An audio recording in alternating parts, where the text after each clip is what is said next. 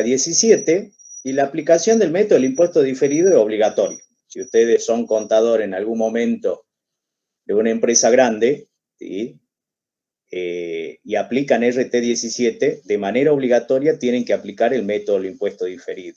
Hay una interpretación 3 de la Federación, ¿sí? Ustedes saben que las interpretaciones son obligatorias también, y habla sobre la contabilización del impuesto a la ganancia cuando nosotros ajustamos por inflación. ¿Cómo se tratan esas diferencias?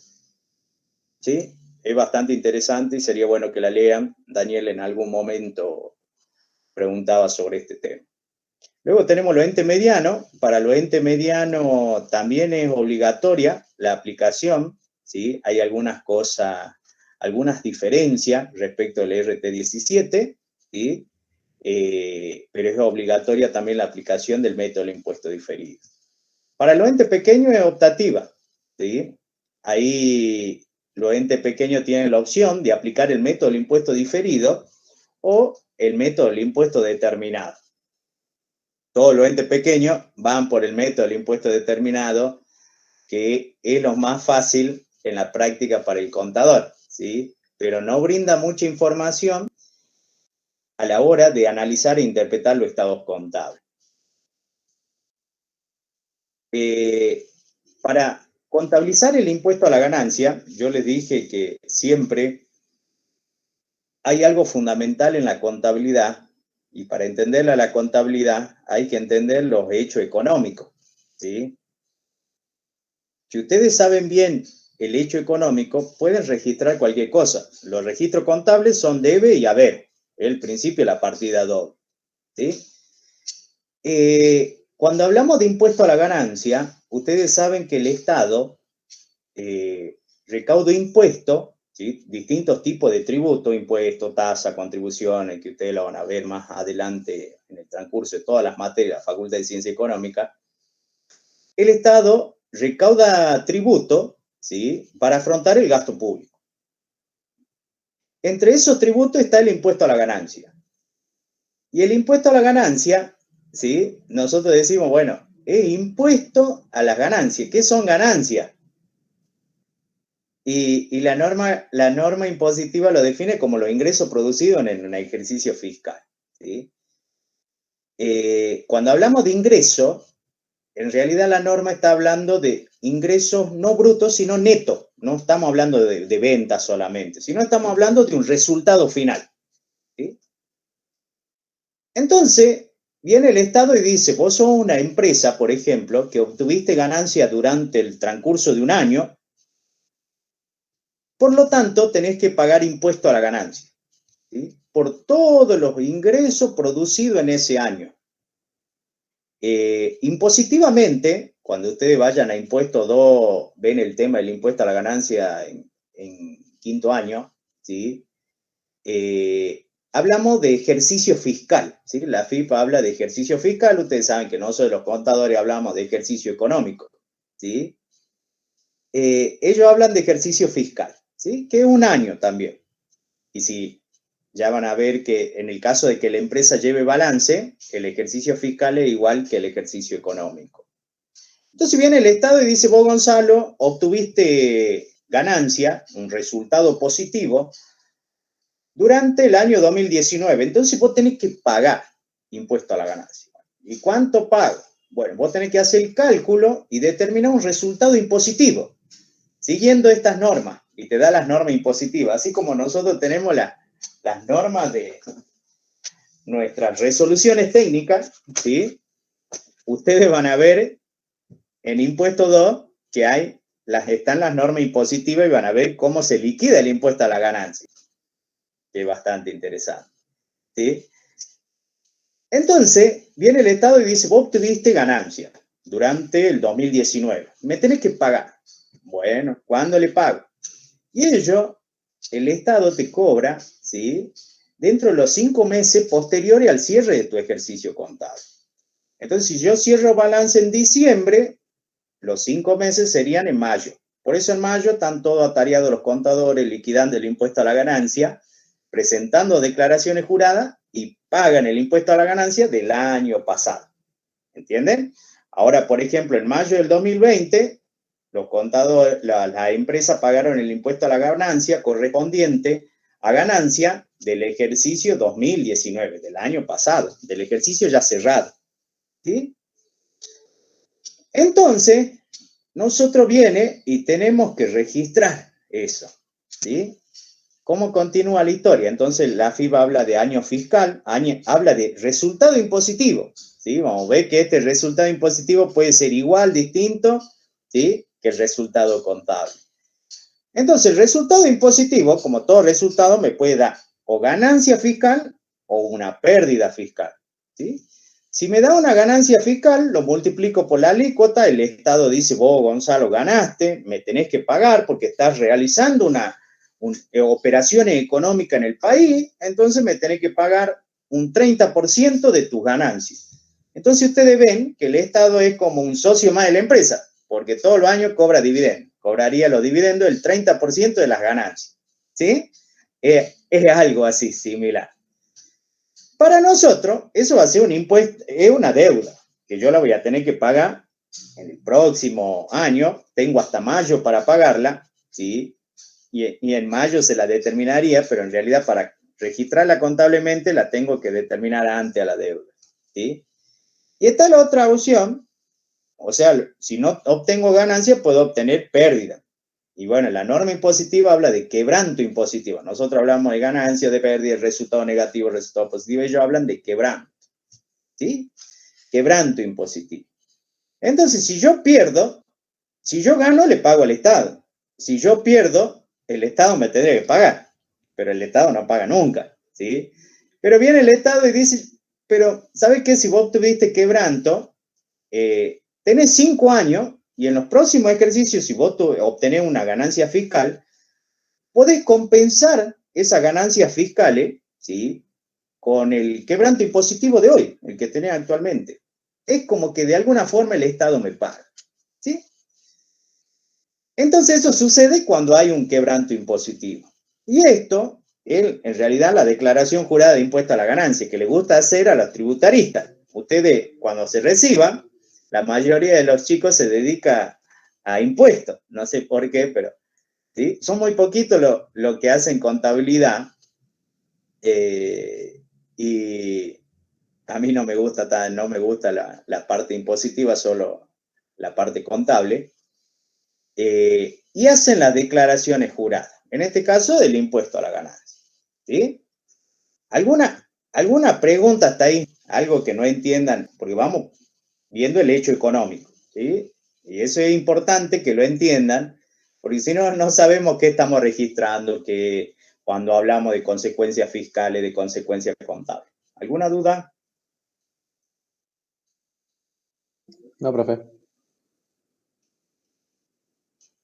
O los marie más con el impuesto a la ganancia. Porque a mí me costó aprender cuando estaba cursando como usted de impuesto 2 y me hablaban de la base fiscal, de la base contable.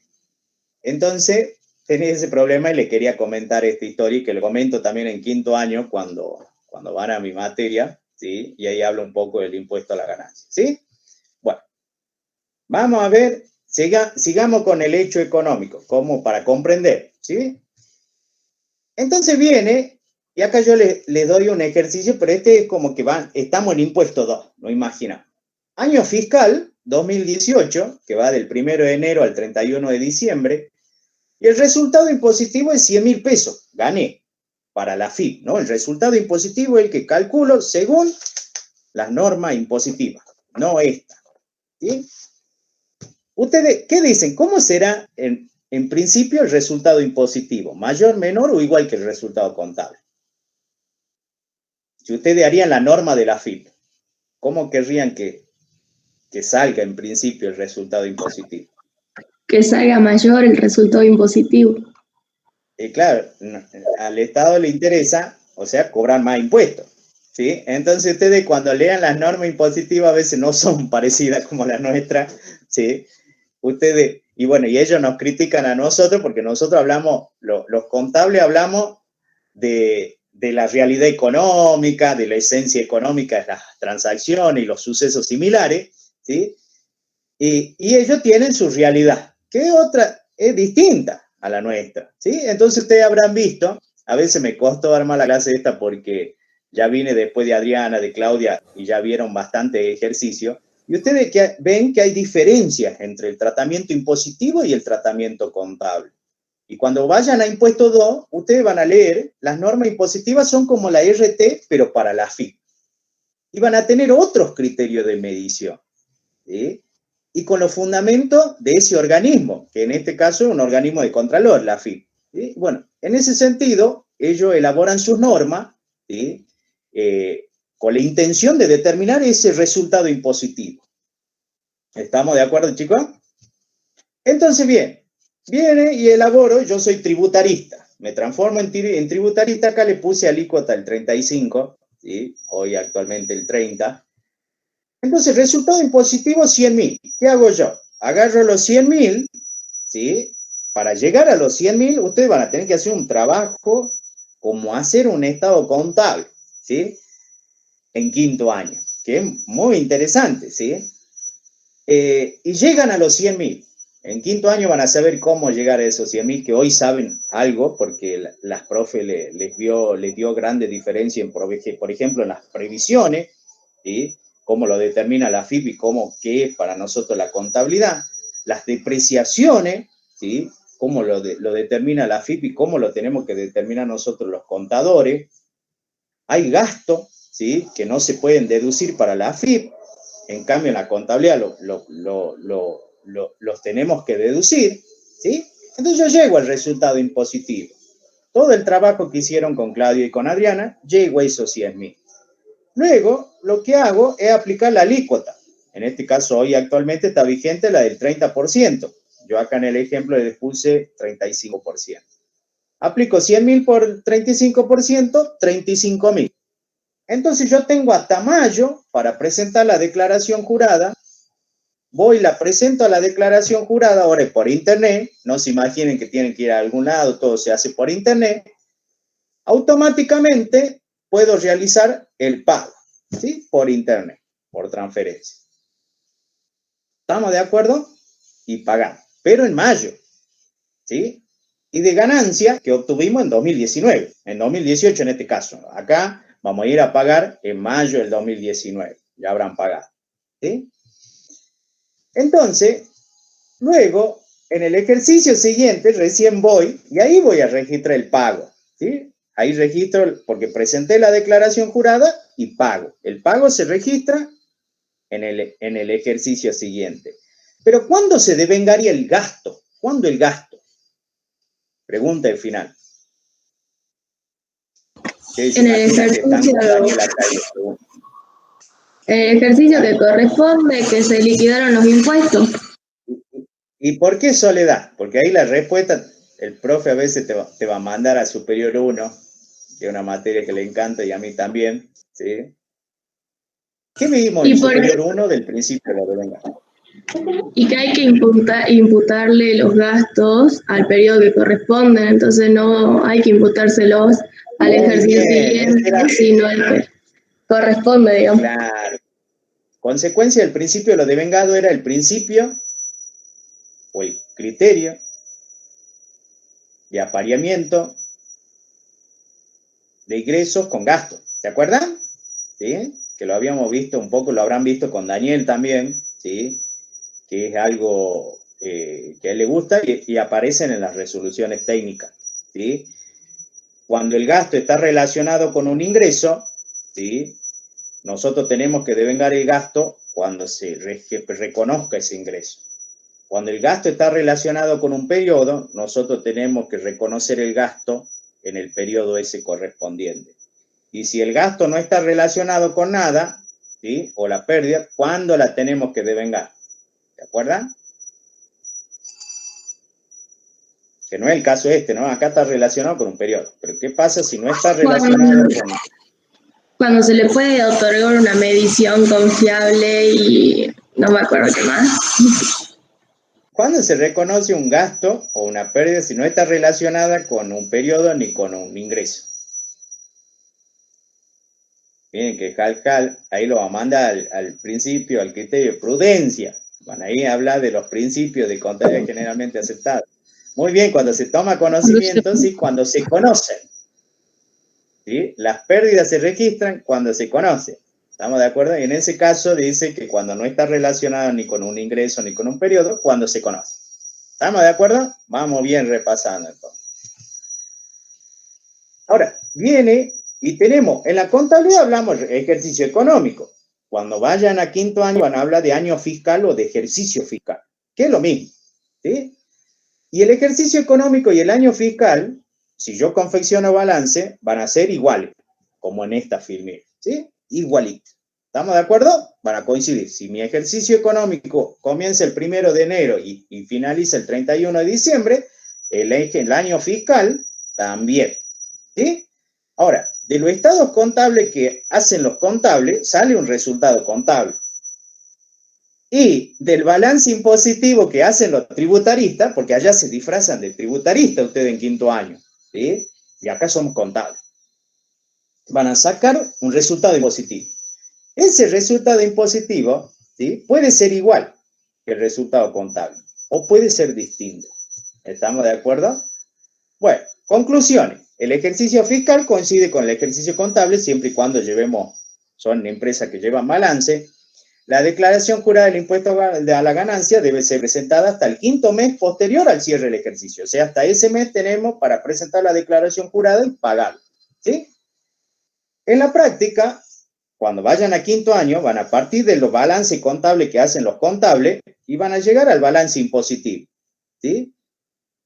Y viene el tributarista y yo le voy a decir, che, porque toda esa diferencia, yo no sé la norma impositiva, el tributarista sí. Y tiene que saber algo de contabilidad el tributarista. Entonces viene el tributarista y él me tiene que dar su planillita de ajuste.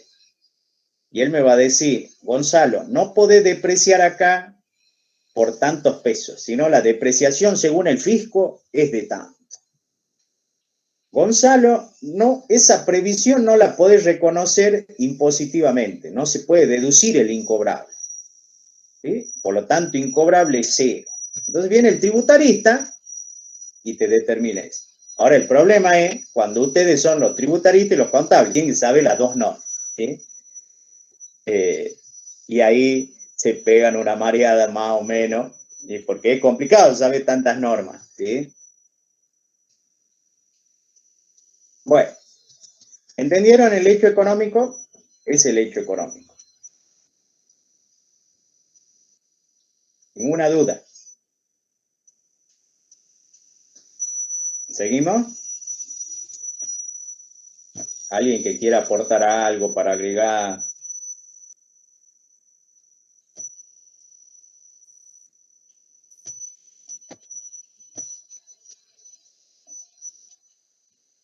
¿Nada?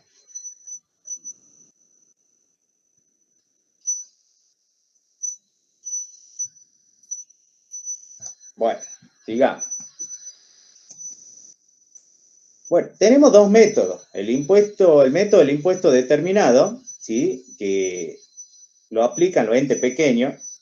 Y tenemos el método del impuesto diferido, que es obligatorio para todo tipo de ente, excepto para el pequeño, que es optativo.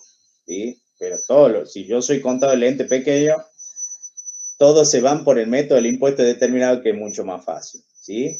Pero no refleja la realidad, ¿sí? No se aproxima tanto a la realidad como es el método del impuesto diferido. ¿Sí? Hay jurisdicciones, ¿sí?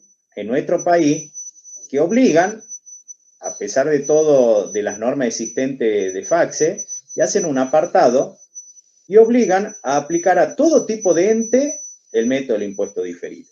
¿Sí? Así que depende de la jurisdicción de ustedes. Acá en Jujuy tomamos la resolución técnica 41 para ente pequeño y para ente mediano, o sea, la segunda y la tercera parte, como fue aprobada por FAXE. ¿Sí? No tenemos diferencia. Vamos a repasar rápidamente el impuesto diferido.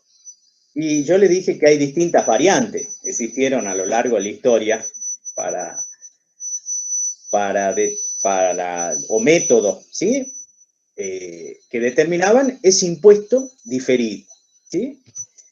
Nosotros vamos a tener en cuenta la variante, el método del pasivo, el método de la deuda, basado en el estado de situación patrimonial. Como lo dijo su compañero Ramiro, el más completo, ¿sí? Y es el más entendible desde mi punto de vista, ¿sí? Para llevar a cabo la registración de lo que pretende este método, ¿sí? ¿Por qué hablamos de impuesto diferido? ¿Qué hablan, querido Colocay? ¿Qué dicen ustedes?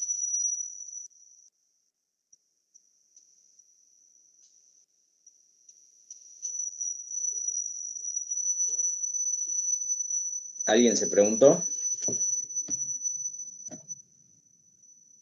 Porque difiere muchas veces con el resultado contable con el dispositivo.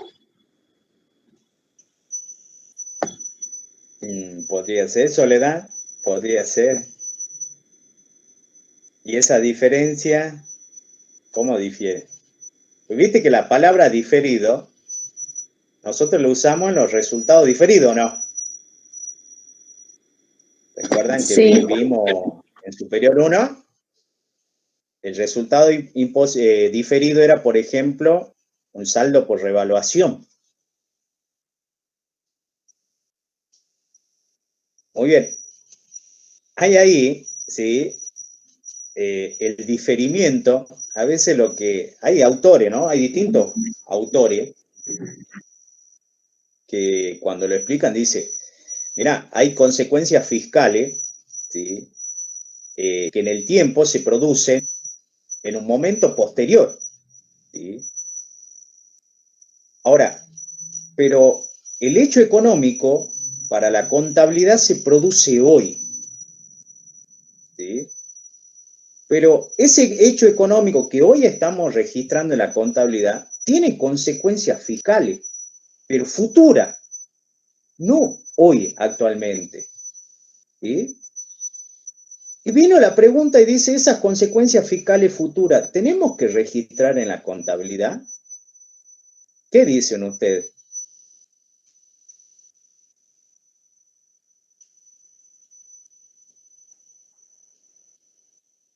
¿Qué opinan?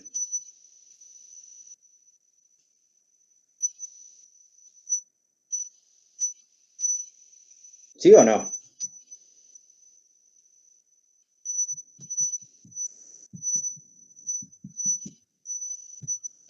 ¿Ahí me están escuchando?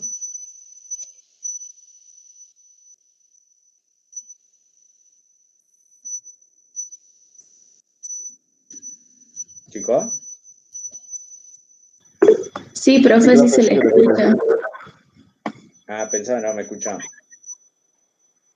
¿Y qué había preguntado? ¿Puede repetir? Soledad fue el ejemplo de la clase, prendiendo siempre la cámara, ¿no? ¿Qué ha pasado, Soledad? Ay, no, es que estoy justo abajo en el comedor hoy y están justo los albañiles en mi casa, todo un quilombo. Mira, nosotros se produce un hecho económico hoy que va a tener consecuencias fiscales en el futuro. ¿Vos lo registrarías en la contabilidad?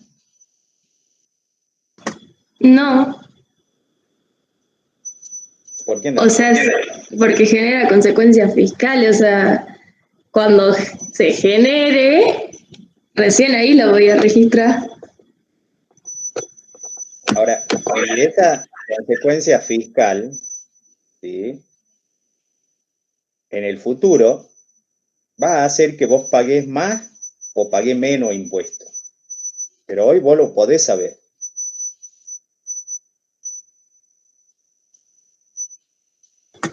Sí. No, por eso te digo, ¿no? No sé si, no es que me digas, quiero si comprender el tema. Claro, es cuando generamos los AID y los PID. Muy bien, ¿O por no? eso, vieron ustedes, ¿sí? ¿Cómo es, Soledad? ¿Sí? Que generábamos los AID y los PID. Sí, ahí nosotros registramos, pero yo quiero que ustedes le encuentren razón de ser a lo ahí de los PIB, no digamos que es PIB y de memoria. ¿Sí? Pero ustedes ven la contabilidad, cómo en este tema evolucionó mucho, y se dieron cuenta que un hecho económico puede tener consecuencias futuras. ¿Sí? Habíamos avanzado con las previsiones, ustedes ven que las previsiones son consecuencias futuras, que es un hecho económico que en el futuro se puede o no producir, es un hecho incierto, contingente. ¿Sí? Y acá nosotros nos hemos dado cuenta que hay un hecho económico que lo registramos. Y ese hecho económico trae consecuencias fiscales, no hoy. ¿Sí? Por ejemplo, vos estás vendiendo, Soledad, y la consecuencia fiscal es que tenés que pagar impuesto a los ingresos brutos. ¿Sí? Entonces vos sabés que todos los meses tenés que pagar impuesto a los ingresos brutos. Es una consecuencia fiscal, se produce el hecho económico, la venta, y la consecuencia fiscal es hoy. ¿Estamos de acuerdo? Sí.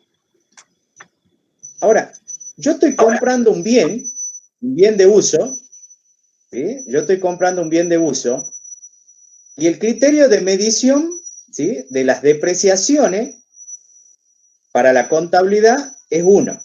¿Sí? Lo compro 1.000.000. Y digo, se va a depreciar en 5 años. Compro, por ejemplo, el automóvil. ¿Sí? Compro un automóvil hoy, 1.000.000 de pesos. Y se va a depreciar en 5 años. ¿Ustedes saben cuánto nos permite depreciar la FIP por un automóvil? 5 años, ¿o no? En un automóvil, ¿sí? O sea, en los rodados son 5 años, Soledad. El automóvil es un caso particular, que se los cuento, ¿no? Nosotros, eso se los cuento como anécdota. Vos podés, si comprás un automóvil para la empresa, para el uso de los directores, para que ellos se trasladen, ¿sí? La grande empresa, lo único que podés depreciar son 4.000 pesos anuales. Mientras que en la contabilidad yo puedo depreciarlo por 200.000 pesos. Automóviles, ¿no? Después las camionetas, todo eso son rodados, ya lo tomamos 5 años. ¿Sí? Nosotros no somos tan exquisitos ahora en esta materia en segundo año, y esos criterios particulares de medición de la norma impositiva lo van a ver en quinto. ¿Sí? Acá van a ver que hay un montón de diferencias, ¿sí? Y que la van a tener que estudiar en quinto año. Pero vos imaginate, Soledad, que la consecuencia fiscal, ¿sí? En el caso es el automóvil, porque vos estás diciendo, en la contabilidad deprecio por 200. Impositivamente la FIP me permite depreciar por 4.000. Y en el futuro, ¿qué va a pasar cuando yo lo venda al automóvil? Y ahí, ¿sabe qué dice la FIP? Dice, vos, el resultado por venta lo va a obtener el precio de venta, ¿sí?, menos el costo del automóvil, el 1.000.000,